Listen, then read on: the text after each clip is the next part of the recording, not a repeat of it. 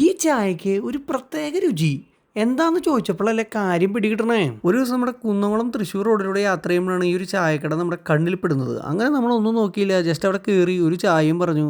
പിന്നെ ഇരിക്കുന്ന കടികളിൽ നമ്മൾ സമൂസയും അതുപോലെ തന്നെ നമ്മുടെ കായ ബജി, അതുപോലെ തന്നെ താഴെ ഇരിക്കുന്ന ചിക്കൻ കട്ട്ലേറ്റും ഓർഡർ ചെയ്തു. ഇത് കഴിച്ചു നോക്കിയപ്പോൾ ഭയങ്കര ഇഷ്ടപ്പെട്ടു.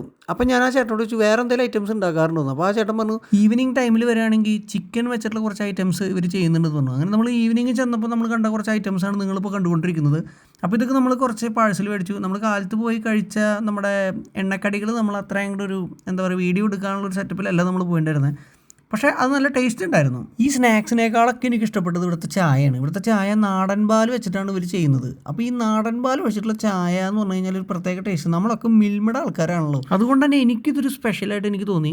നിങ്ങൾക്ക് എങ്ങനെ തോന്നുന്നത് വെച്ചെങ്കിൽ നിങ്ങൾ പോയിട്ടൊന്ന് നോക്കിയിട്ട് പറയും. പിന്നെ ഞാൻ അവിടെ കണ്ടൊരു സംഭവമാണ് ഈ നൈസ് പത്തിരി, വെള്ളയപ്പം, പൊറാട്ടയൊക്കെ ഉണ്ട് അവിടെ. അത് നമ്മളവിടെ കഴിച്ചു നോക്കിയിട്ടില്ല ഇതുവരെ. നിങ്ങളാരെങ്കിലും കഴിച്ചിട്ടുണ്ടെങ്കിൽ പറയുക. അപ്പോൾ ഈ സ്പോട്ട് വരും നമ്മുടെ തൃശ്ശൂർ കുന്നംകുളം റോഡ്, അല്ലെങ്കിൽ കുന്നംകുളം തൃശ്ശൂർ റോഡ്. അവിടെ നമ്മുടെ ആ ഒരു പെറ്റ് ഹൗസിൻ്റെ ഒക്കെ ഓപ്പോസിറ്റ് ആയിട്ടാണ് ഇത് വരുന്നത്. അപ്പോൾ നിങ്ങൾ എപ്പോഴെങ്കിലും ഈ ഒരു സ്പോട്ടിൽ പോയിട്ടുണ്ടെങ്കിൽ നിങ്ങളുടെ എക്സ്പീരിയൻസ് എന്തായിരുന്നു എന്നുള്ളത് താഴെ ഒന്ന് എഴുതി അറിയിക്കൂ.